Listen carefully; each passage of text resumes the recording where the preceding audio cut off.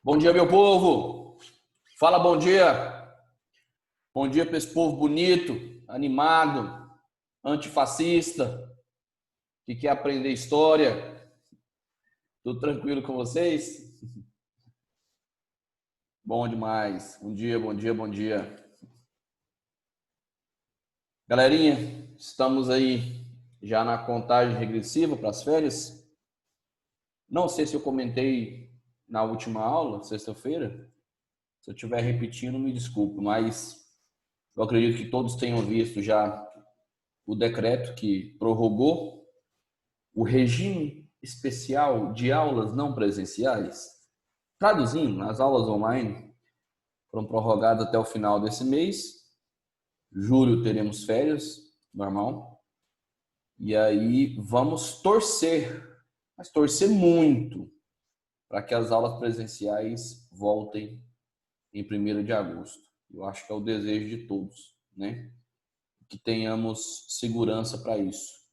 Espero que o pico da pandemia já tenha passado, que a gente volte a se encontrar presencialmente a partir de agosto. Enquanto isso, vamos tocar o nosso trabalho, tocar o nosso conteúdo.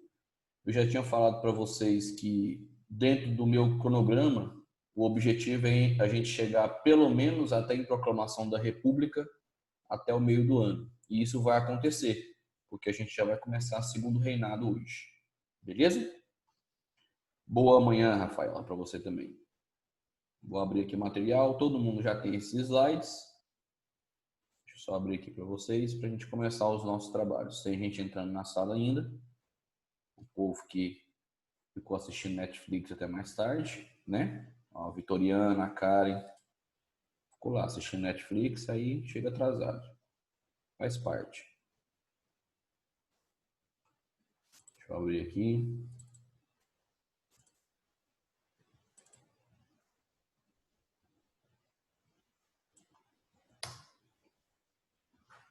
Beleza.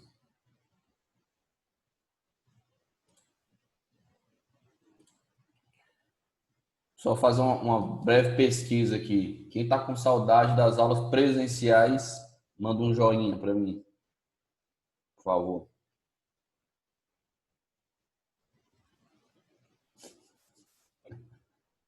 Eu acho massa o povo digitando joia. Eita, mas eu vi pouco joinha. Tô vendo pouco joinha. Tô achando que vocês estão gostando desse negócio de aula online. De assistir aula de pijama, com um café na mão, um pão na outra. Ah, agora sim. Não, beleza. Pois é, então eu também vou dar o meu joinha aqui. Eu também tô com saudade. Muita saudade das aulas presenciais. Só não sinto falta da reclamação do ar-condicionado. É verdade. Agora aqui, ó, eu tenho poder na minha mão, ó. Coloco a temperatura que eu quiser. Esse negócio, chama o Thiago. Nossa, que preguiça daquilo. É verdade, na escola não pode comer. Bom, galerinha, chega de conversa fiada. Rafael, a gente se adapta, né? Vamos trabalhar então. Só para descontrair um pouquinho. A gente vai começar o segundo reinado hoje. Governo de Dom Pedro II. Deixa eu só abrir aqui no slide certo. Aqui, pronto. Todo mundo tá vendo os slides aí? Bom, vamos lá então. Galera, começamos a falar hoje sobre segundo reinado, o governo de Dom Pedro II, que foi o mais longo da história do Brasil. Ele vai se estender do ano de 1840, que vocês devem lembrar, foi o ano do golpe da maioridade, que nós inclusive estudamos, né? Até 1889, o ano da proclamação da República do nosso país. Foram 49 anos no poder, quase meio século. Repito, o governo mais longo da história do Brasil. E aqui eu já faço uma análise. Eu gosto sempre de começar esse conteúdo fazendo uma comparação entre Dom Pedro II e o seu pai, Dom Pedro I, comparando as suas personalidades e, obviamente, os seus governos. Dom Pedro I, o pai, ele era um cara assim extremamente boêmio, né? Essa palavra já está meio fora de moda, mas boêmio é aquele cara que gosta da farra. Ele vivia em bordéis no Rio de Janeiro, tinha muitas amantes. A mais famosa era a Marquesa de Santos, a Domitila de Castro, mas era só uma delas, né? Ele tinha muitas amantes, Dom Pedro I. Dom Pedro II não, ele era um cara mais recatado, um cara mais família. Você não ia encontrar Dom Pedro II em bordéis, como o seu pai costumava frequentar, né? Outra diferença, Dom Pedro I, ele era um cara assim mais autoritário, lembra? Ele queria governar o Brasil sozinho, como se ele fosse um soberano absolutista. Pedro II não. Ele já era um cara mais de diálogo, de negociação, de acordos. Ele era mais diplomático. Pedro I não era assim muito fã dos livros, né? Não era um grande estudioso. Pedro II já era um intelectual de marca maior. Pedro II, ele era filósofo, botânico, astrônomo, músico profissional e ele era poliglota, com P maiúsculo. Falava mais de 10 idiomas. Ele falava até aramaico. Eu não sei com quem, mas ele falava. Então, assim, Dom Pedro II era muito, mas muito, totalmente diferente do seu pai, Pedro I. E eu acredito que, em grande parte, essa diferença se deva à questão da criação, né? Porque eu não sou psicólogo, mas eu sei que boa parte da nossa personalidade ela é fruto do meio em que nós somos criados, que nós vivemos, as influências que nós recebemos, principalmente da família. Eu sei que uma parte da personalidade a gente já nasce com ela, mas a maior parte é fruto do meio. Pedro II não foi criado pelo seu pai, não foi criado por Dom Pedro I. Não sei se vocês lembram, quando Pedro I abdicou ao trono, voltou para Portugal, lá em 1831, Pedro de Alcântara tinha apenas 5 anos de idade, era uma criancinha. Quem vai criá-lo para ser um imperador muito melhor que o seu pai tinha sido, vai ser um cara que é considerado um dos principais patriarcas da nossa independência. Alguém me responde aí. Pode ser pelo microfone, pelo chat, do jeito que você achar melhor. Quem é esse cara que criou Dom Pedro II?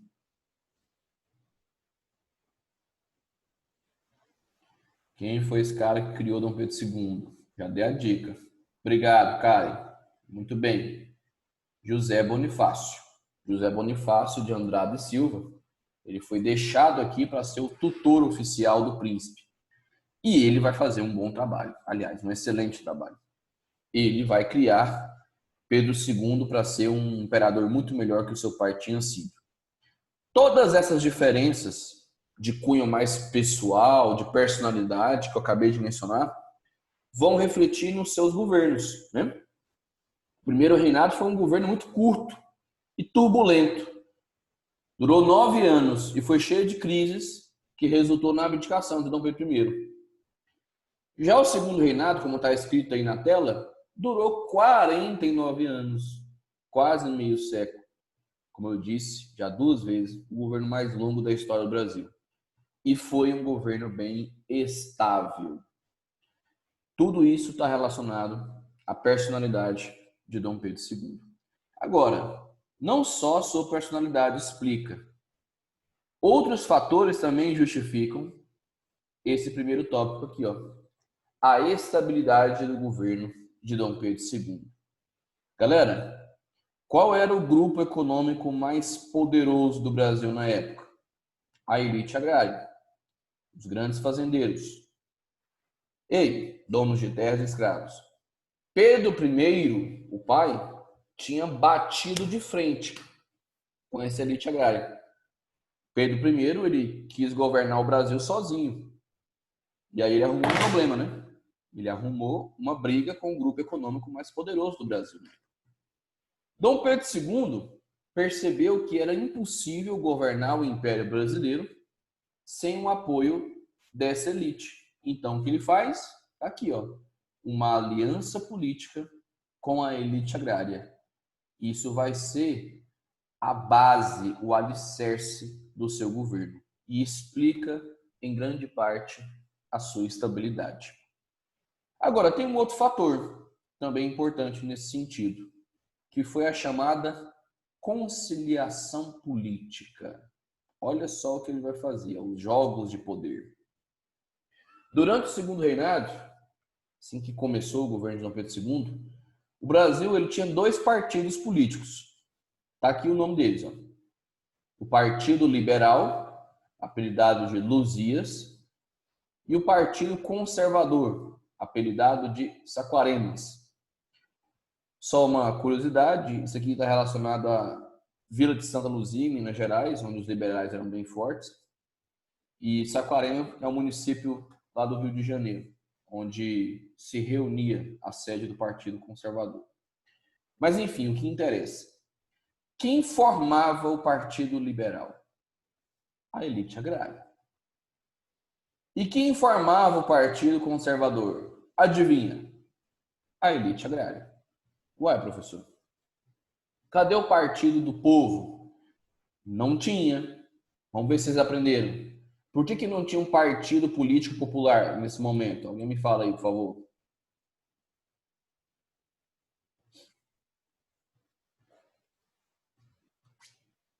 Alguém me fala, por favor? Por que não tinha partido popular nessa época, meu povo? Vamos acordar, tira o pão da boca.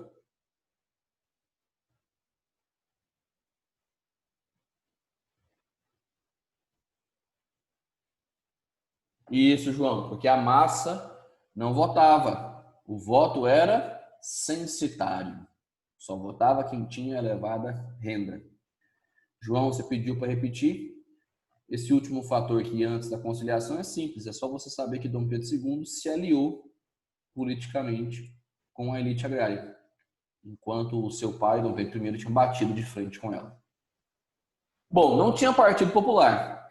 Mas qual a diferença, então, entre liberais e conservadores aqui no segundo reinado? O Partido Liberal funcionava mais ou menos como os exaltados lá da regência. O Partido Liberal, eles pregavam uma descentralização política. Falando mais fácil, eles pregavam mais autonomia para as províncias. Lembrando que quando o Brasil era um império não existiam estados, existiam províncias. Então o Partido Liberal queria mais autonomia para as províncias, um poder mais descentralizado. Já o Partido Conservador queria o contrário, até porque era um partido cuja sede era no Rio de Janeiro. Ó. Eles queriam um poder mais centralizado, mais concentrado na capital, no Rio de Janeiro. Entenderam a diferença?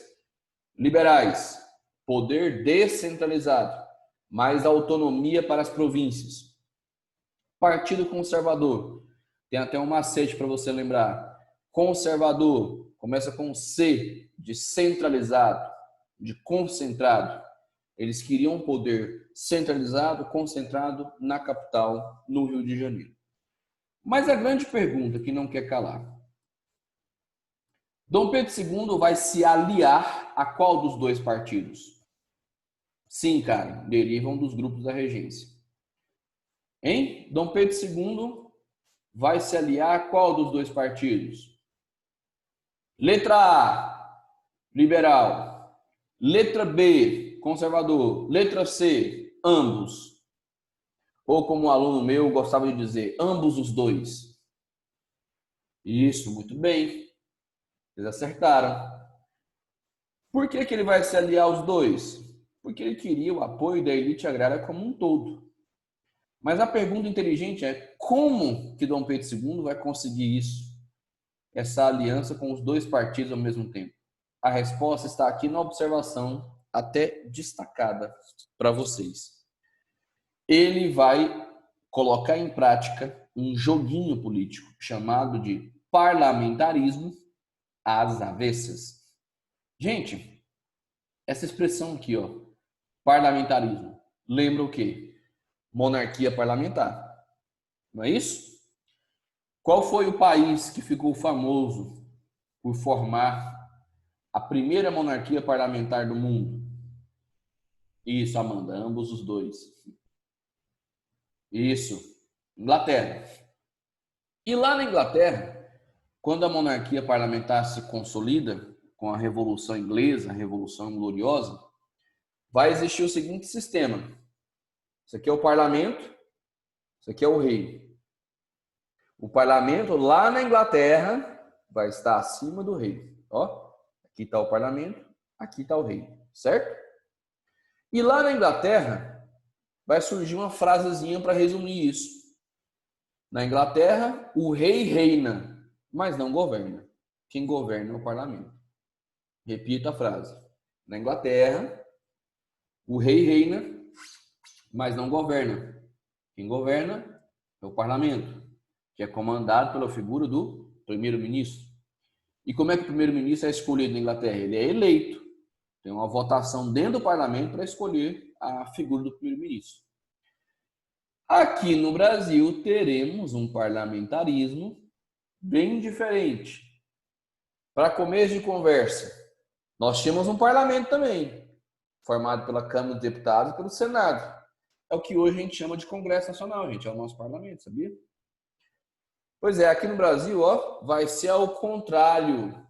O imperador vai estar acima do parlamento. Daí a expressão parlamentarismo às avessas. Ó, o imperador acima do parlamento. Até porque esse imperador, ele tinha um poder especial, não tinha?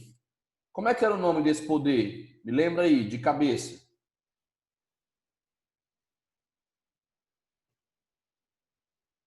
Muito bem, obrigado. Líbera, Karen, Canuto. O poder moderador. Fazer com que o imperador estivesse acima do parlamento. E uma outra diferença do nosso para o modelo britânico. Aqui no Brasil, o primeiro-ministro, que na verdade tinha um outro nome, chamava presidente do Conselho de Ministros, ele não era eleito. Não era eleito. Ele era nomeado pelo imperador. Repito, no Brasil, o primeiro-ministro, ele não era eleito, ele era nomeado pelo imperador. E aí que entra o joguinho da conciliação política. O que Dom Pedro II fazia? Uma espécie de revezamento no poder entre o Partido Liberal e o Partido Conservador. Ora, ele nomeava um primeiro-ministro liberal. Ora, ele nomeava um conservador. Depois ia lá e voltava para o liberal. Depois conservador. Em média, isso é só a média, tá bem arredondado. A cada 2 anos ele trocava o primeiro-ministro, que eu repito, chamava presidente do Conselho de Ministros. E aí ele fazia um revezamento entre liberais e conservadores, liberais e conservadores. Para quê? Para ganhar o apoio dos 2 grupos. Essa conciliação política serviu para que Dom Pedro II consolidasse a sua aliança com a elite agrária. Então, repetindo, gente, por que esse sistema que eu acabei de narrar, ele recebe o nome de parlamentarismo às avessas? Alguns livros também chamam de parlamentarismo à moda brasileira. Porque se a gente comparar com o parlamentarismo clássico, que é o britânico, ele funcionou de maneira invertida, né? Lá na Inglaterra, o parlamento está acima do rei. No Brasil, o imperador acima do parlamento. Lá na Inglaterra, o primeiro-ministro é eleito. Aqui no Brasil, era nomeado pelo imperador. Povão, até aqui, todo mundo está conseguindo entender? Me dá um joinha aí, por favor. Até esse tópico, tá tranquilo? Tá de boa? Tá beleza, né? Aí, ó. Vou ter que mudar a temperatura e não precisa chamar o Thiago. Uma das vantagens do EAD, né? Agora, a desvantagem é que não tem um café pronto na sala dos professores. Vou ter que fazer um café para mim agora no intervalo. Bom, continuando então.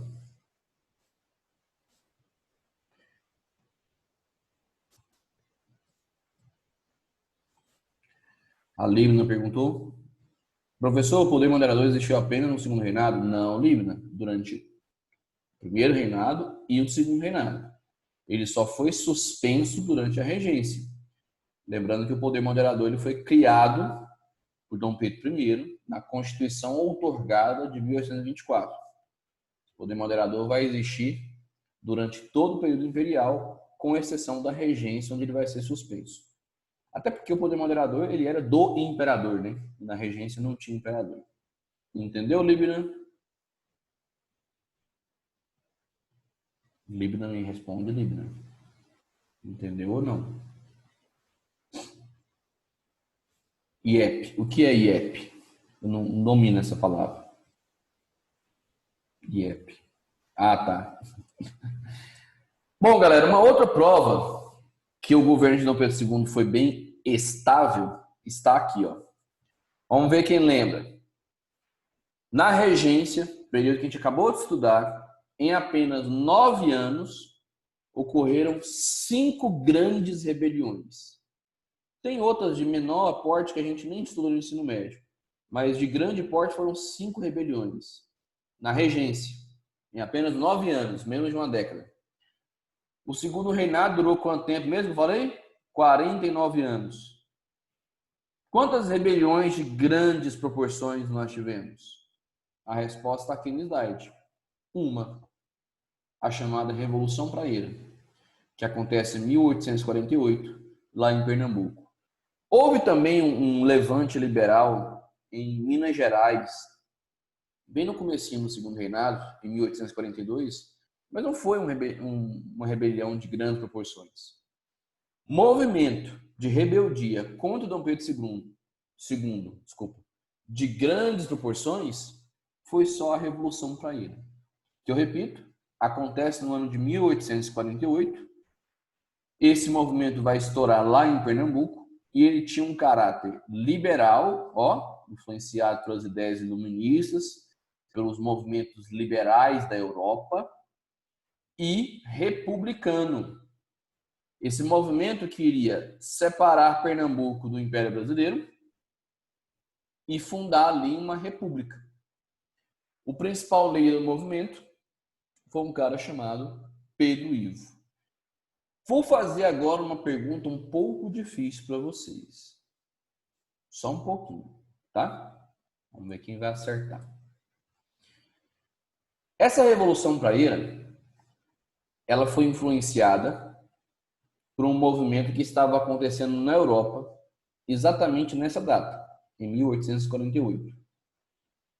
Alguém consegue me dizer que acontecimento, que evento foi esse? Por favor. Um evento que estava rolando na Europa, que também era liberal, no mesmo ano, acontecendo lá no continente europeu, 1848. Quem se arrisca aí? Sem medo de errar. A gente está aqui para aprender. Não, João, obrigado. A queda da Bastilha foi no início da Revolução Francesa, 1789. Foi bem antes. Revolução Industrial também não. E a Revolução Industrial ela começou ainda em 1750, na metade do século XVIII. O Iluminismo também já estava acontecendo desde o século XVIII, desde o século anterior. É um evento, gente, que é pouco estudado no ensino médio e que cai muito pouco nos vestibulares. Chama Primavera dos Povos. Tá aqui o nome para vocês. Opa. Primavera dos Povos. Ana Vitória, a Revolução Francesa ela terminou em 1799, tá? O que foi a Primavera dos Povos? Foi uma onda revolucionária que varreu o continente europeu quase inteiro. Começou na França, mas se irradiou para vários países. Foi uma onda de revoluções liberais e nacionalistas que serviram para sepultar de uma vez por todas o antigo regime na Europa. Lembrando, quando a gente fala de antigo regime, a gente fala de absolutismo, mercantilismo e sociedade estamental. Então, resumindo, a Primavera dos Povos foi uma onda revolucionária que varreu o continente europeu quase inteiro, uma onda revolucionária liberal e nacionalista, que serviu para derrubar de uma vez por todas o antigo regime na Europa. E essa vai ser a principal influência sobre a Revolução Praieira, que ocorre aqui no Brasil, lá em Pernambuco, no mesmo ano, 1848. Ninguém perguntou, eu mesmo vou perguntar, professor, por que o nome Praieira? Porque os liberais pernambucanos, eles tinham a sede do seu partido na Rua da Praia, lá em Recife. Inclusive, lá também eles tinham um jornal, nessa mesma rua, a sede de um jornal, que eles usavam para divulgar as ideias do movimento. Como eles viviam ali na Rua da Praia, os liberais, daí o nome Revolução Praieira. E uma outra observação importante. Perceba que o movimento foi chamado de revolução, não de revolta. O que isso quer dizer, na sua opinião? Conversa comigo aí. Prova para mim que você está aprendendo os conceitos nas minhas aulas. Isso, Neves, Vitoriano, Karen. Os praeiros vão conseguir tomar o poder em Pernambuco. Vão conseguir tomar o poder por um curto período. De novo, pouco mais de 2 meses. Eles chegaram a tomar o poder, chegaram a formar um governo republicano, que durou pouco tempo, pouco mais de 2 meses, mas como eles conseguiram o objetivo, não importa ali quanto tenha durado, falamos que o movimento foi uma revolução. Eles publicaram um documento que foi a síntese dos ideais desse movimento. Esse documento se chamou Manifesto ao Mundo. Aqui eles pregavam algumas coisas. Por exemplo, já está escrito aqui, a República, né? Como forma de governo. Eles também pregavam o federalismo, ou seja, a autonomia das províncias, dos estados. Eles defendiam, olha que proposta ousada, o sufrágio universal. Gente, o que é sufrágio universal? Me fala aí, por favor.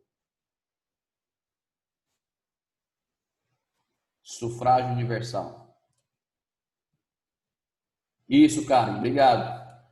Voto para todos. Olha que proposta ousada, hein? Metade do século XIX. Eles queriam um voto para todos. Defendiam também a liberdade de expressão e a liberdade de comércio. Foram os principais tópicos do Manifesto ao Mundo. República, federalismo, voto universal, sufrágio universal, liberdade de expressão, liberdade de comércio. Mas aí, Dom Pedro II vai mandar controlar o movimento. Olha a palavra que eu estou usando, olha o termo que eu estou usando. Ele vai mandar controlar o movimento.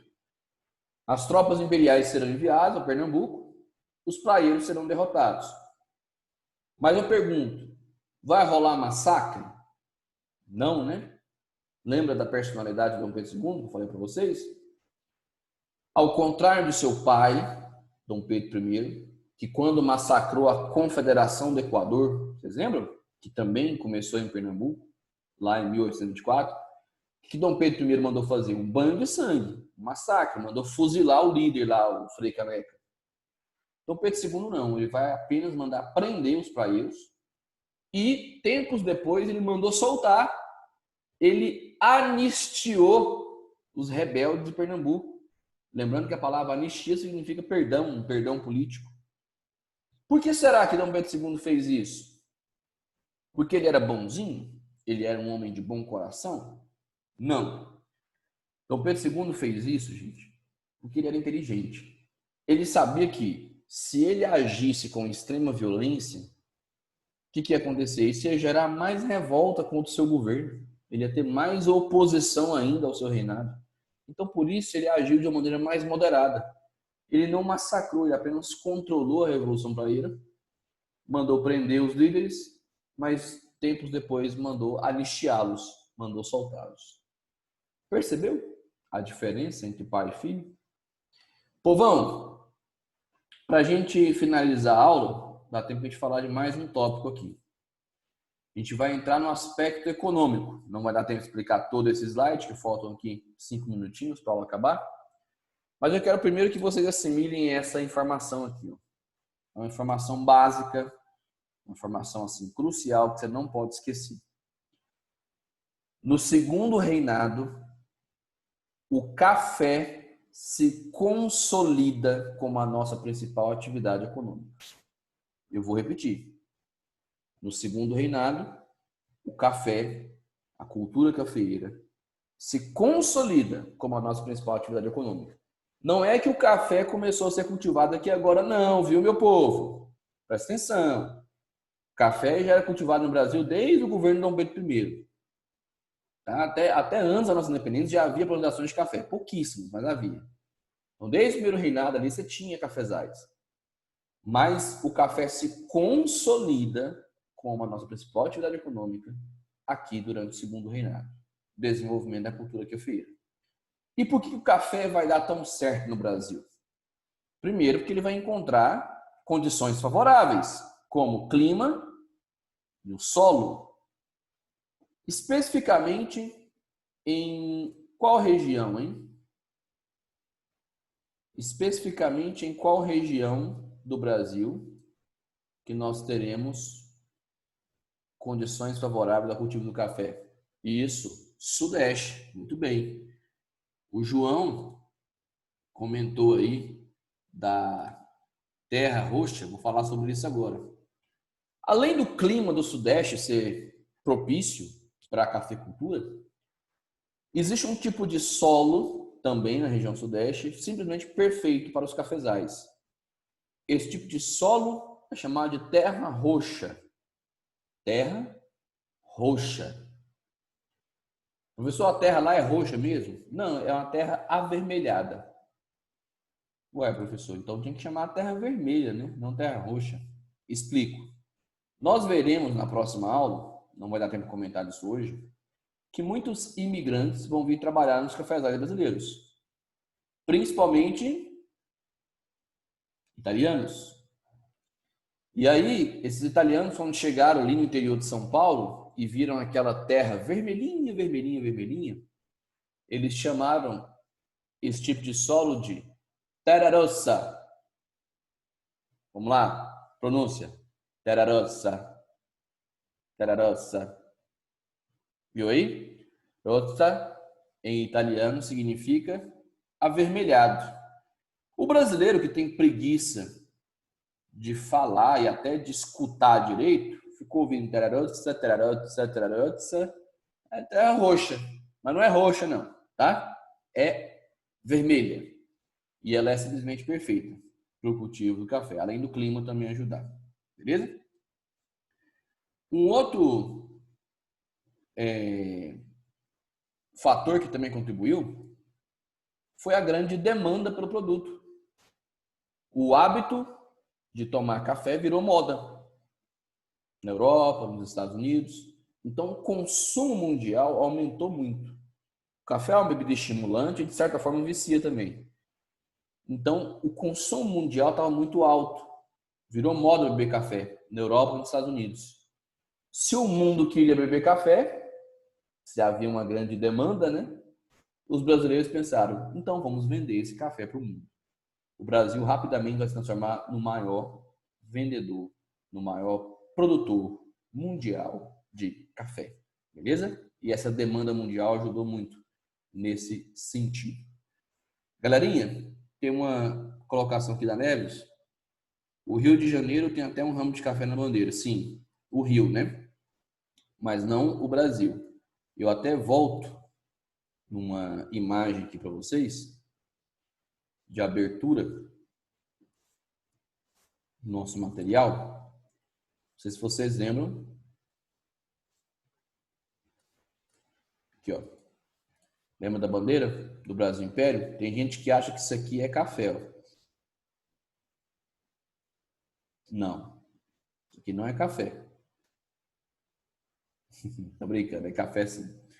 Café e tabaco, tá? Os nossos dois principais produtos. Eu ia perguntar para vocês qual era outro, mas acabei respondendo. Café e tabaco, tá vendo? Na nossa bandeira imperial, os principais produtos do Brasil. Café e tabaco. Tem gente que acha que o café começou a ser cultivado só no segundo reinado, no governo de Dom Pedro II. Mas a prova está aqui que não, né? Essa bandeira foi elaborada na época da nossa independência, em 1822. Então já havia cultivo de café no nosso país. Beleza? Galerinha, como a Neves falou, além da nossa bandeira imperial, tem também café na bandeira do Rio de Janeiro. Marca para mim, por favor. Nossa aula já vai terminar aqui, falta menos de um minuto. Eu parei aqui nesse tópico, desenvolvimento da cultura cafeeira.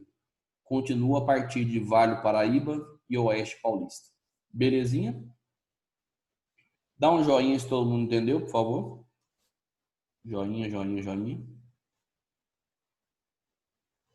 Tá de boa? Beleza, massa. Obrigado pela presença, obrigado pela participação. Até sexta-feira, galera. Um beijo e um abraço para vocês. Tchau, tchau.